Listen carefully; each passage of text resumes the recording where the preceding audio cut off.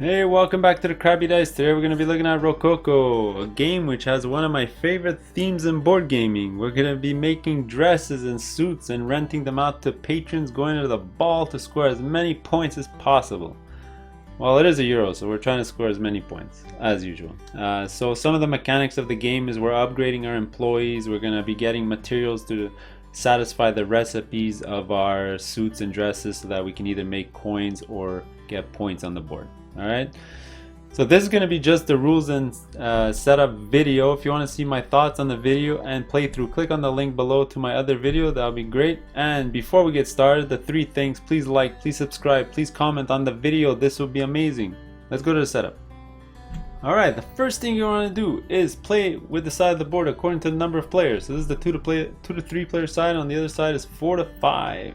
Alright, next, put out the queen's favorite card up there. It's going to be back there every single round. That'll determine first player. Alright, next we'll deal with the employee cards. So these ones, it's a little complicated, but they all range from 1 through 6. So shuffle all the 6s together, then all the 5s, and put the 5s on top of the 6s, then all the 4s together, then 4s on top of the 5s, and so on until you shuffle the 1s and you put them on top of the stack. Then you take out your first 4 and you put them on the display over here. Alright, easy enough. These are called our material tiles. These will be placed over here, so just fill up the whole grid to start off the game. Next, we will have a bag. You'll put in all the dresses and suits into the bag, and you'll fill up the sections down here. This is sort of the buying row for suits and dresses. You'll take out your lace and yarn tokens and you'll put them here. You'll take out your money and put on the side of the board. Now for each player, you'll give them their 16 markers. You'll give them $15. You'll give them 1 lace and 1 yarn. And you'll give them their starting 5 cards in their color. You'll know it's their color because in the top right, it'll be marked there. Alright? Figure out who first player is, and that's all you need to know about setup. Let's go to the rules. Alright, welcome to the rules section for Rokoko. So, we know the theme of the game. What are some of the mechanics we're going to be dealing with here? Well, it's sort of an action selection type-ish game where we're going to be selecting employees from our employee deck, which will be in specific skill levels, and those employees will be performing actions on the board. We'll be doing a lot of recipe fulfillment, which is getting materials to build our dresses, and we're also going to be hiring much more powerful employees to add to our deck so that we can use later on. Alright, so the game is going to last 7 rounds, and the way we track that is through the employee deck. So there's exactly 28 cards in here, so when that deck runs out, that'll trigger the last round of the game. Each of those rounds are going to be split up into the exact same 4 phases you'll follow every time. So phase 1 is a refresh phase, where you'll skip it in round 1, but that's where you're just going to be filling up all the materials, dresses, and employees. Phase 2 is where you're going to be selecting your employees to take into phase 3. And phase 3 is the action phase, where we're going to use those 3 employees to do our actions. Finally, phase 4 is the income phase, where we'll just be collecting some money, and then you'll go into the next round. Let's go into each of those phases in much more detail. Alright, phase 1, the prep phase. So the first thing you want to do is put the queen's favorite card back, and whoever had that card is now going to be the first player. So give him this marker. Alright, the second thing you're going to want to do, so for any employee that was not taken in the previous round, just put them in the discard pile and flip 4 more cards. Now for the materials, you don't clear off any tiles, you just fill them up. Alright, if you do run out from the draw pile, reshuffle the discard pile face down, and that'll be your new draw pile. The last thing we need to look at is the dresses and suits down here. So the first 2, if they were not taken, they'll slide off and go to the discard pile, and then everything will slide over. So you might have some of these with holes because people bought them in the previous round. You just slide everything over, and then you refill these from the bag. And that's all you have to know about the prep phase. Alright, phase 2 is all about taking our 3 employees that we're going to use in our action phase, which is coming up. So to do that, we're going to go to our player board area. I'm going to teach you some terminology here. But this is our employee supply, this is our employee discard, and the employees in our hand are the ones that we're going to be bringing into the next phase, right? So at the start of phase 2, to select our 3 employees, you're going to take all the cards that are in your employee supply. So it's not a deck builder where you're drawing off the top of the deck, but you get to choose. So from all these cards, you're going to take 3 cards. These are going to be transferred to your hand, and these are the ones that you're going to bring into the next phase. Alright, any card you did not select goes back into your employee supply. Alright, now if you ever encounter a situation where you have less than 3 cards in your employee supply at the start of the phase, so let's say this was the end of the round, I put it here, and let's say the next round I only have 2 cards, well, these 2 will automatically be added to my hand to go into the next phase, but then your whole discard will be transferred into your employee supply, and you'll then take from this stack of cards the amount of cards needed to bring your hand back up to 3. So in this example, I am missing 1 card, so I can take any of these 3, so let's say him, and these are the 3 cards I'll be taking into the next phase. These ones will be added back into my employee supply, and now I'm ready for phase 3. Alright, welcome into phase 3, where we're going to be using the cards in our hand to do our actions and affect the game board. So there are 6 different actions which you can see on your player board that you can perform in the game. But before talking about those actions, we're going to talk about the flow of the game and how using your cards affects the game board. Alright. So there's 3 types of employees in the game. So you're going to see masters, and you're going to look at the thimbles. Masters, journeymen, and apprentices. Alright. In order of strength, it would be like this. And the employee that you're sending out is the one that's actually doing the work on the board. Right? So if you want to build a dress, for example, like you can't use an apprentice to build a dress, but you would have to send out a journeyman or a master to do that action. Okay, so the way this works, just to give you an example, is let's say I send my apprentice to get some materials. He would do the action, and then he would also trigger his ability in the middle here. After that, you would discard this card to your employee discard. And then when it came back to your turn, you do the same thing. You pick one of these 2, do the action, perform his ability, then discard his card. Same thing with the last card. Your starting masters don't have a special ability, but he can still do his action, and then you discard his card. Alright, so that's how the flow works on using your cards to affect the actions on the board. Now let's go into each of these actions one at a time. So starting on the left here, this is called the Queen's Favor. You're going to see here that an apprentice cannot do this action. So that's just grabbing this card. What are you going to get for it? You're going to get $5 from the general supply right away. And also during the setup, you're going to be passed to the first player marker. So essentially you're going to be first player next turn. Okay. Let's go to grabbing materials. Any employee can do that. For that, we're going to look at the little tableau down here. And you're going to see 3 rows of materials. So when you do this action, you get to take 1 and only 1 tile.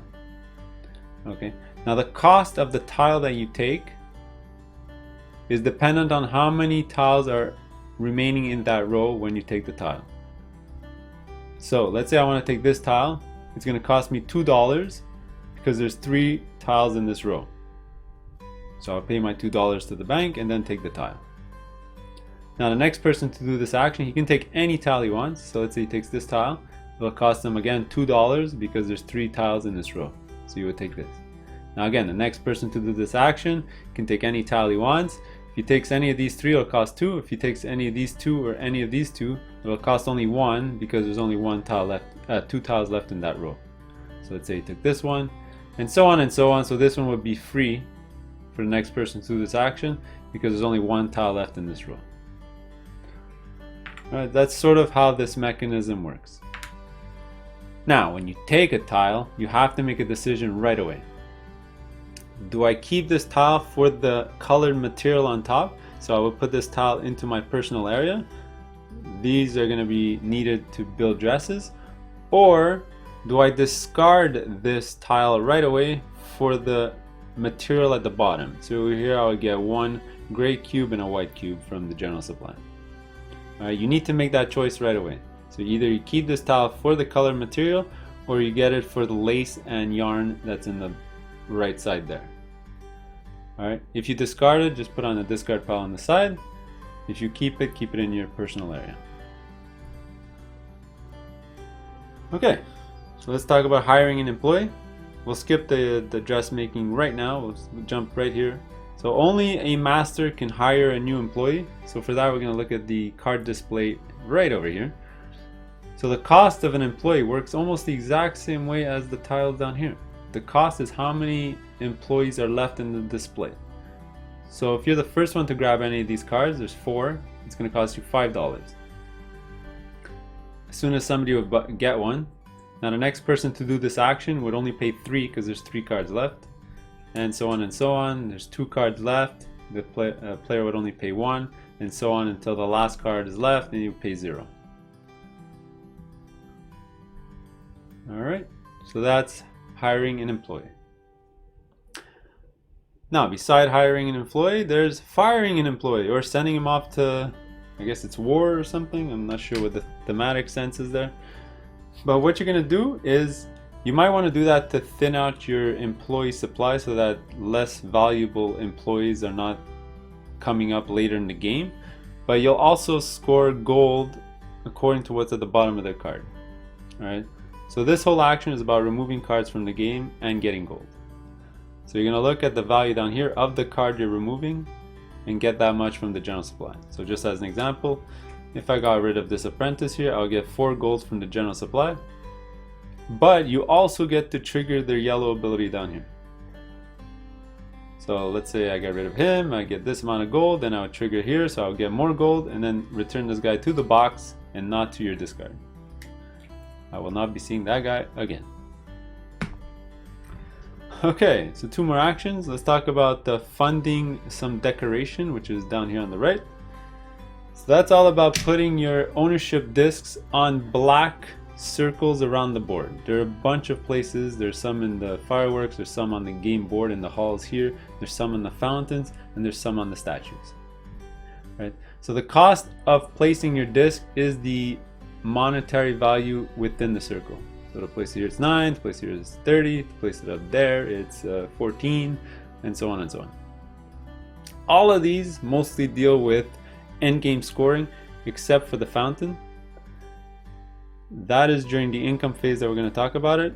And there's only one restriction about placing your ownership marker, and it deals with the fountain again. You can't have your ownership marker on the same row. You can be on multiple rows, but not on the same row. So let's say I had my ownership disc here, I would not be able to place it here, but I would be able to place it here or here.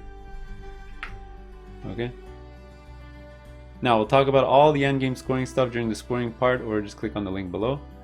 But let's go on to the last action, which is making dresses. So you're gonna see here an apprentice can't make a dress, only a journeyman and a master. So the way this works, very simple. The first thing you're going to do is look at the cost above the dress you want to make. That amount you're going to have to pay into the bank if you want to make that dress.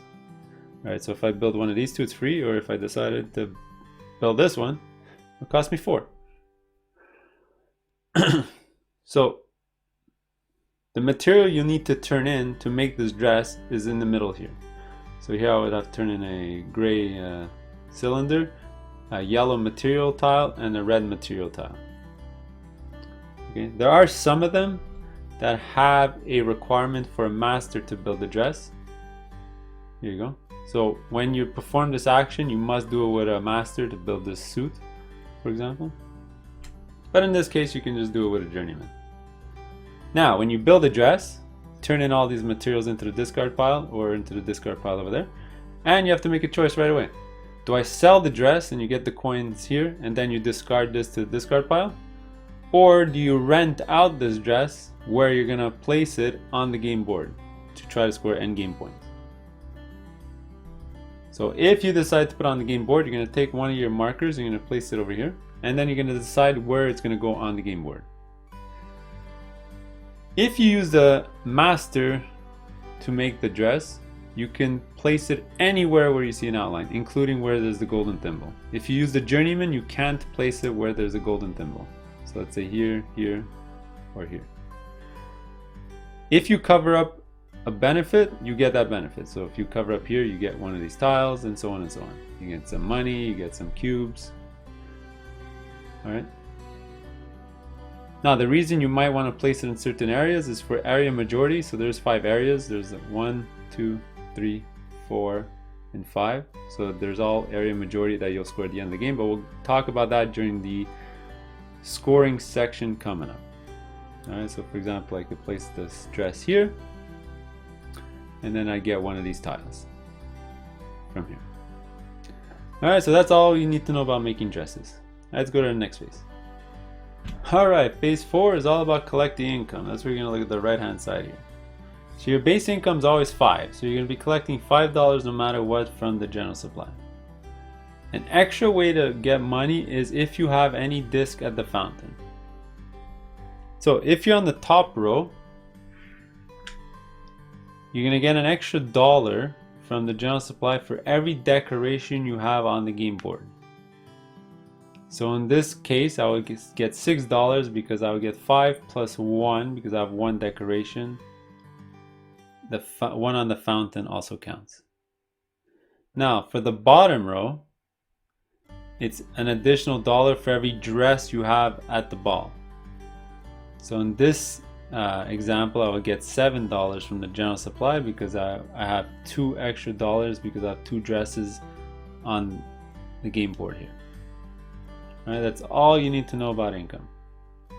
And finally we get down to scoring, the funnest part. No, not really. It's more of a tedious part because 95% of the scores in the game are going to be scored at endgame. Alright, there are a couple of cards that might generate you some victory points, but not many from the deck when you play the card. But for those ones, you'll just get the victory point chits from the box and keep them in your personal supply. For every other scoring marker on the board here, you'll just tally it up at endgame. Okay.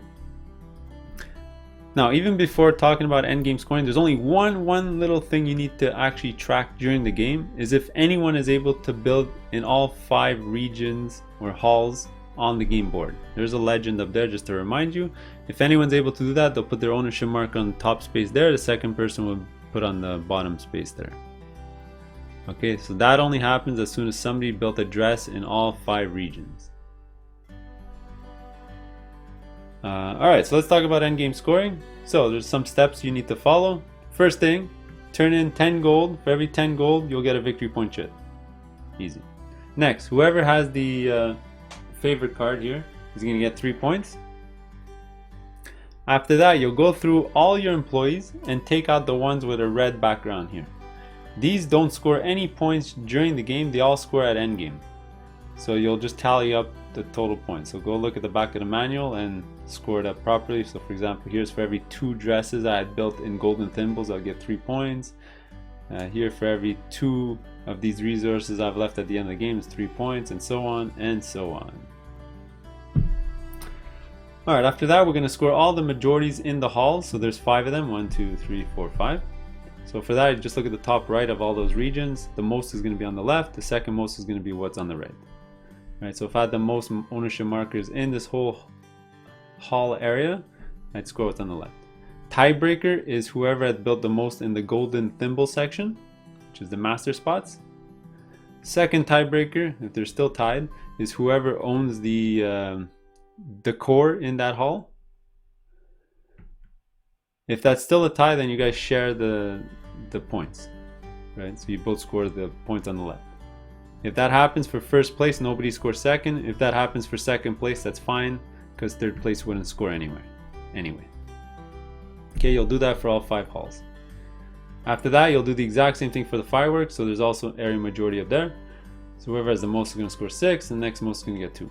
Tiebreaker for there, because there are no golden thimbles up here, it's whoever paid the most, so whoever has a token to the right. So in this case up here, red would have the tiebreaker over yellow because he paid the most, he has his token most on the right. Alright. Now there's a special action you need to perform right now after scoring the fireworks, is whoever has a token in the fireworks section could actually move a dress from the top hall area here into the fireworks section. So in this example, let's say red has a token up there, he can move one of his dresses from this row up to see the fireworks. Blue doesn't have a token, so he can't do that action, and yellow doesn't have a dress, so he can't do that action.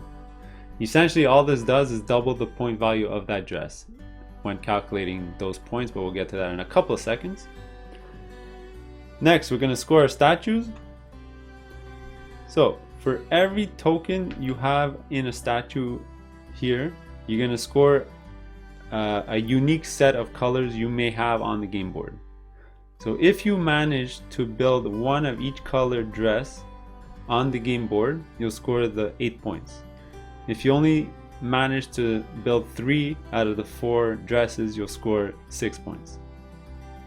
And you can only score each set one time because I only have 1 marker. So if I had 2 of every color on the game board, you'll still only score 8 points because I only have 1 token. To score your second set, you would need a second token, also on a statue. So now I would be able to score both sets completely. If I did have 1 complete set and I had maybe an extra yellow and an extra green on the game board, well, then I would score 12 points. 8 plus 4 is 12 points. Alright, and lastly, you'll just go through all the decor and all the dresses and just score the points depicted on the item itself. So each dress and each decor has a point value. Just look at it. So decor, decor, decor on the dresses themselves. Just to give you more ideas here. Let's score 3 points here, score 3 points here, and so on and so on. Obviously, you need your ownership markers on them.